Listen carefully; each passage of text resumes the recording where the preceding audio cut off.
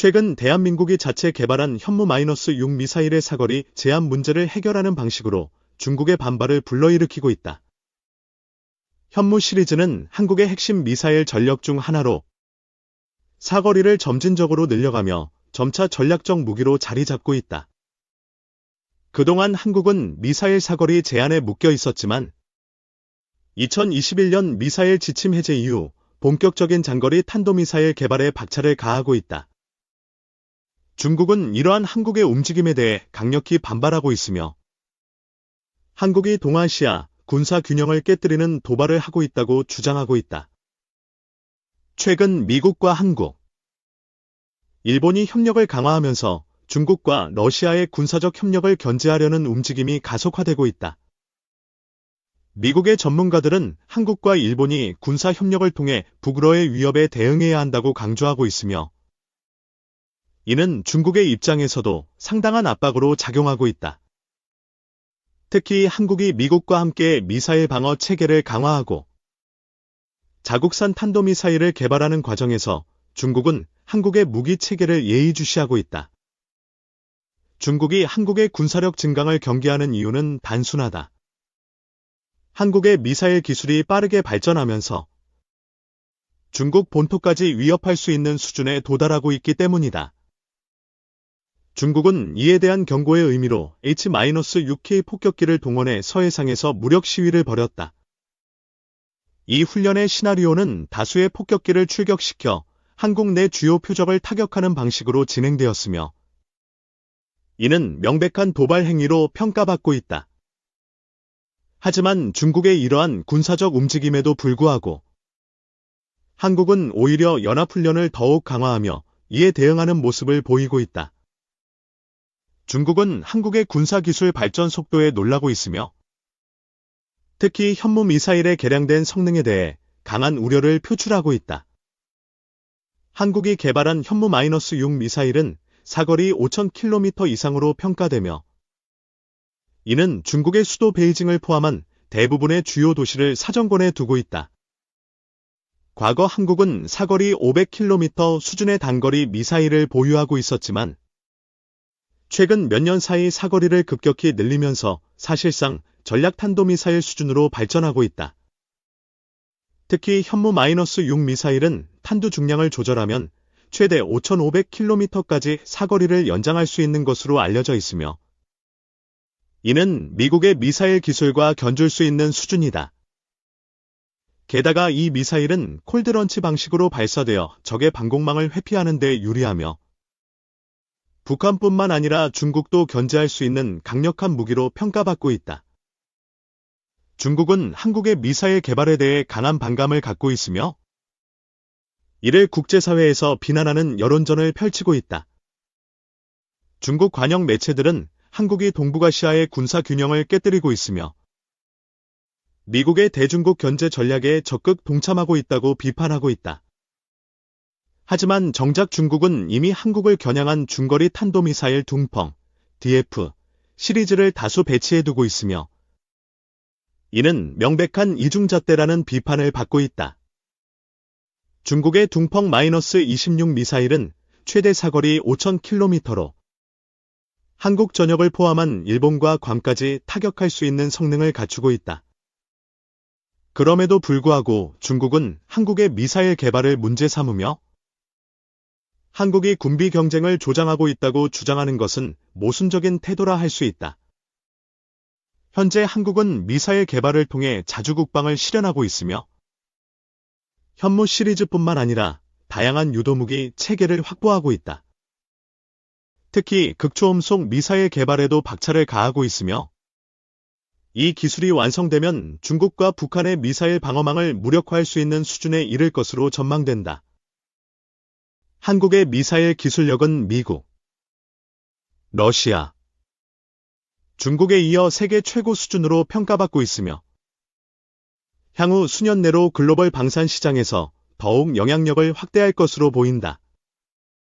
최근 국방과학연구소, ADD와 한화에어로스페이스, 릭넥손 등 국내 방산 기업들이 공동으로 차세대 미사일 개발에 나서고 있으며 이는 한국군의 전략적 자산으로 자리 잡을 전망이다. 한국은 현재 강대국들의 견제 속에서도 독자적인 미사일 개발을 멈추지 않고 있으며 앞으로도 더욱 발전된 무기 체계를 갖출 것으로 보인다. 현무-6 미사일이 중국의 강한 반발을 불러온 것은 그만큼 한국의 군사기술력이 위협적인 수준에 도달했음을 보여주는 증거다. 한국이 독자적인 방위산업을 발전시키면서 앞으로도 중국과의 군사적 긴장은 지속될 가능성이 크다. 하지만 자주국방을 실현하기 위해서는 강력한 억제력이 필요하며 이는 한국이 지속적으로 미사일 기술을 발전시키는 이유이기도 하다. 결국 중국의 반발에도 불구하고 한국의 미사일 개발은 멈추지 않을 것이며 현무-6 미사일은 대한민국의 국방력을 더욱 강력하게 만드는 핵심 무기가 될 것이다. 이중 군함 무력 시위의 화들짝, 부랴부랴 전력 증강.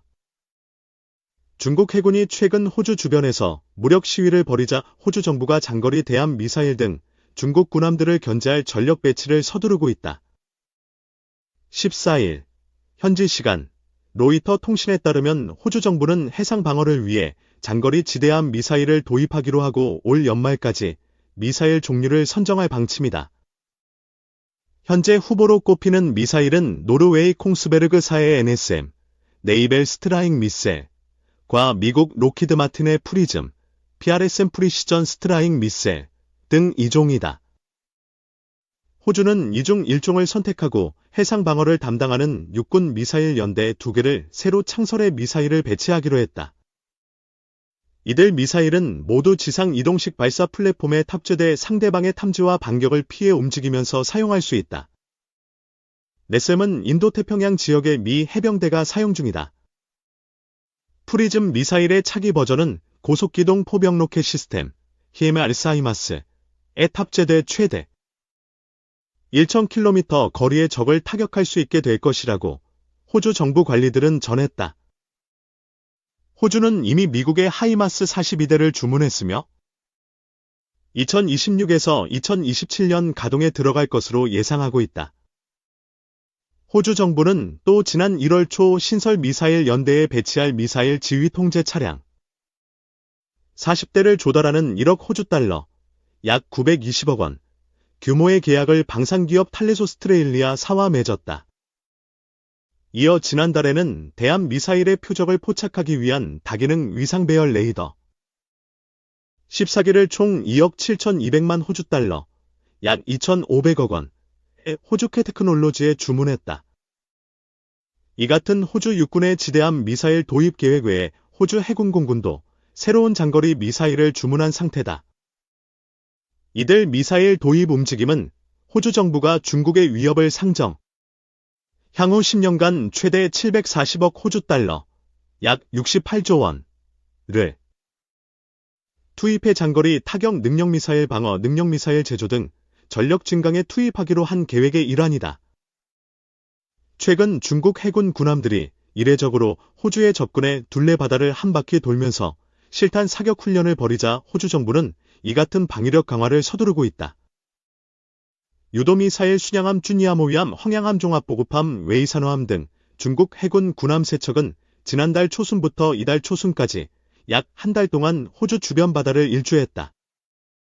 특히 지난달 20일에서 22일 호주와 뉴질랜드 사이 태즈먼해에서 실탄 사격 훈련을 실시하면서 훈련이 임박해서야 훈련 계획을 알려 주변 상공을 날던 민간 항공기 49편이 급박하게 항로를 바꾸는 등 불안이 빚어졌다.